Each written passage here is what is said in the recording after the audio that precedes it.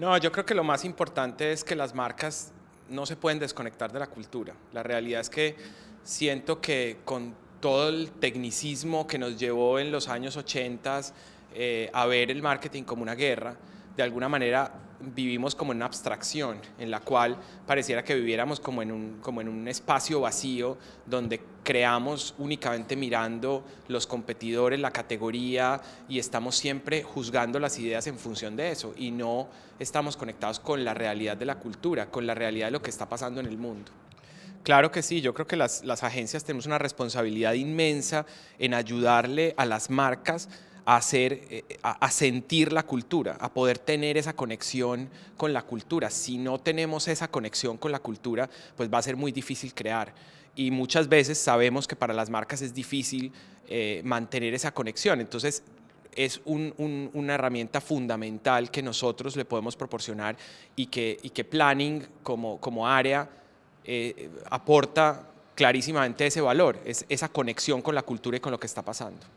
Mira, yo creo mucho en aprovechar las conversaciones en las redes sociales. Es un trabajo que vengo haciendo hace 4 años y que cada vez me da más certeza de que la gente cuando conversa en las redes sociales estás capturando un punto de vista diferente, porque en las redes sociales la gran diferencia es que no estás preguntando, estás escuchando.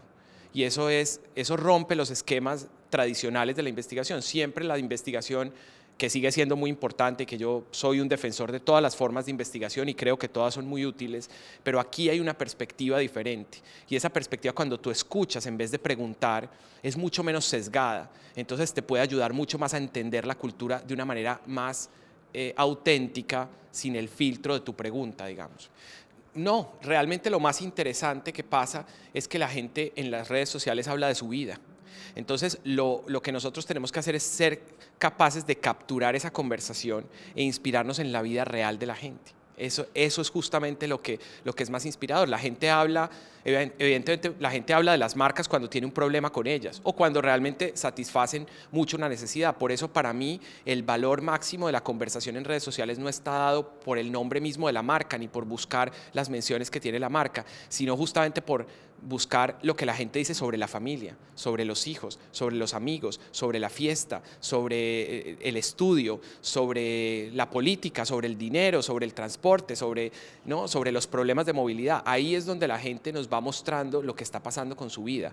Obviamente requiere un pensamiento y un punto de vista de planning para descubrirlo, pero ahí está, es un tesoro increíble lo que hay en las conversaciones de la gente.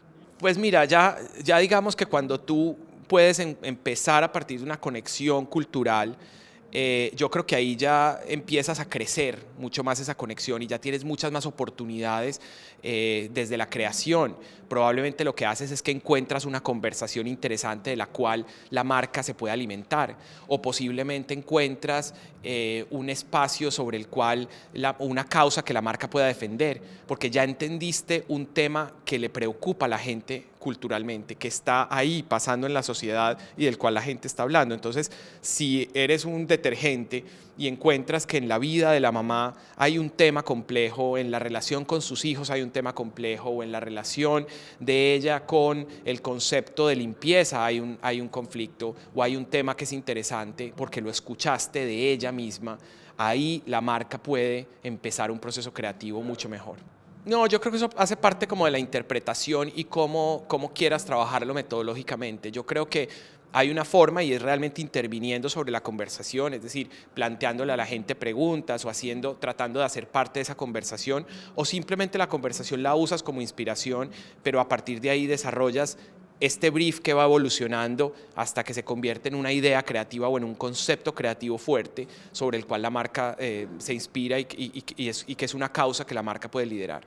Pues mira, yo creo que el concepto de brief sigue existiendo y el concepto de brief sigue siendo muy útil, pero yo creo mucho más en el concepto de lo que podríamos llamar un minimum viable brief, que es como lo mismo que se hace en innovación cuando hablamos de minimum viable product, es decir, cuál es el prototipo mínimo con el cual ya puedo empezar a generar y a medir una reacción de la gente que va a usar ese producto. Entonces, ¿qué pasa si el brief lo pensamos así?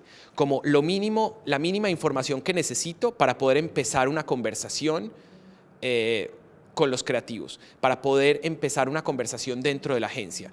Y probablemente eso único que necesito para que haya un minimum viable brief es un punto de vista de la marca y un elemento cultural o un punto de vista cultural o un hallazgo cultural que esté relacionado con lo que está pasando en la vida de la gente, con el cual podamos empezar a trabajar y a partir de ahí empezar esa iteración que nos lleve a una idea creativa.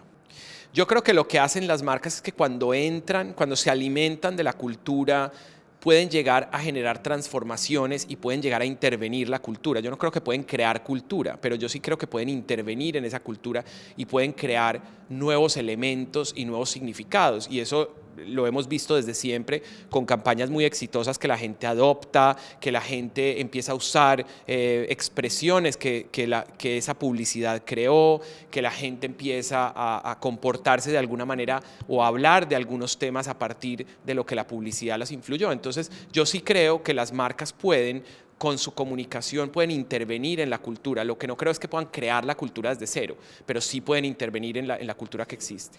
Pues hay una de las cosas que me parece más interesante y es, se ha cuestionado mucho todo este concepto de cómo nos hemos volcado mucho, y lo vemos en los festivales de creatividad, hacia causas sociales, ¿no? Y empezamos a tratar de diseñar nuevos elementos y nuevos mensajes muy focalizados en causas sociales. Pero la realidad, y eso tiene una parte crítica muy compleja en este momento, porque vemos cómo muchas veces la causa social se utiliza solamente para ganar el concurso y demás.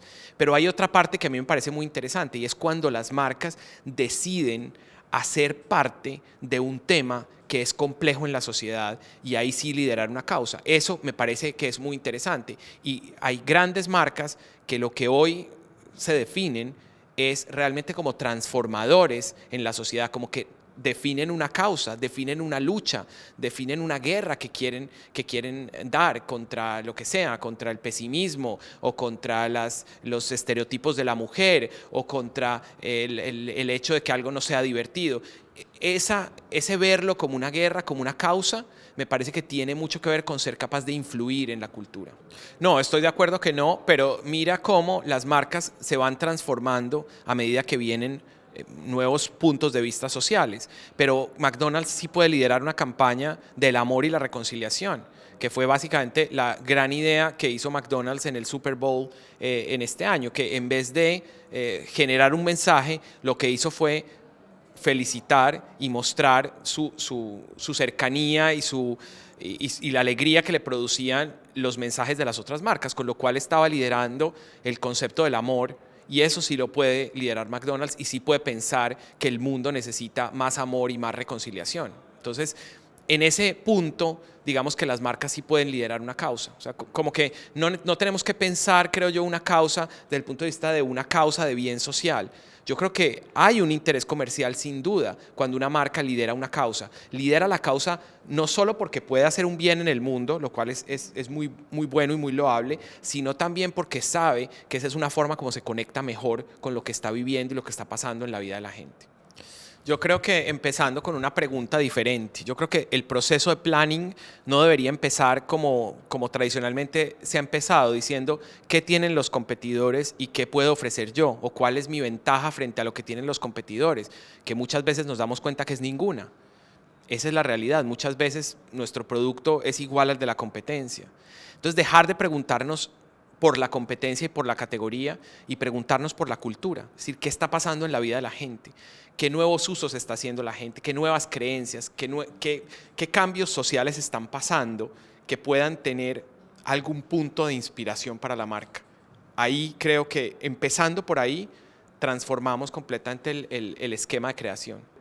Yo creo que son los más icónicos que han hecho una disrupción en la categoría, y lo que hoy se dice es que todas las categorías tendrán una disrupción como Airbnb, las categorías de alimentos, las categorías de transporte. Mira el caso de Tesla, es impresionante. Ninguna de las marcas de autos tradicionales, ni Toyota, ni Volkswagen, ni Mercedes, ni BMW, pensaron que podía aparecer una marca del señor que había creado PayPal, que podía crear una marca que hoy es la única marca de autos del mundo que son más caros los autos usados que los nuevos, porque si lo vas a comprar nuevo tienes que esperar 6 meses. y es Tesla, y ya anunció que va a tener vehículos de más bajo valor, digamos, de un mercado más amplio.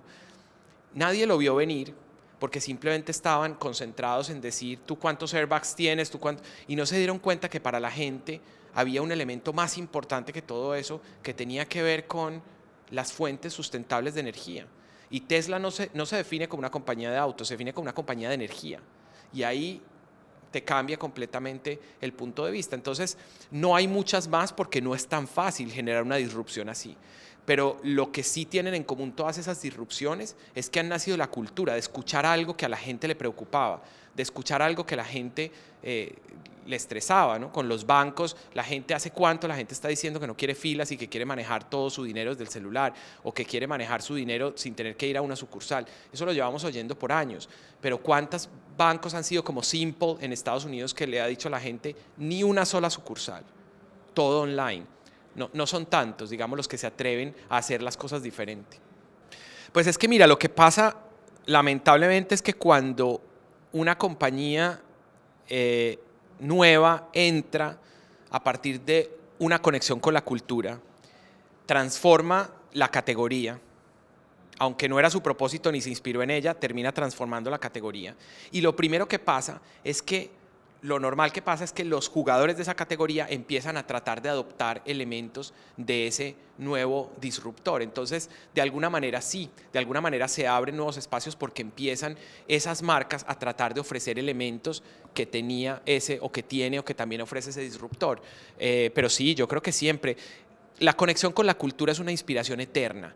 ¿Por qué? Porque la cultura es cambiante y la velocidad con la que hoy tenemos que crear es increíble. Entonces, seguramente si hoy miramos, va a haber nuevos puntos de vista, como está cambiando el turismo, que nos pueden abrir oportunidades para la que haga la disrupción de las aerolíneas, o que haga aún una mayor disrupción con el tema de los hoteles, como lo hizo Airbnb.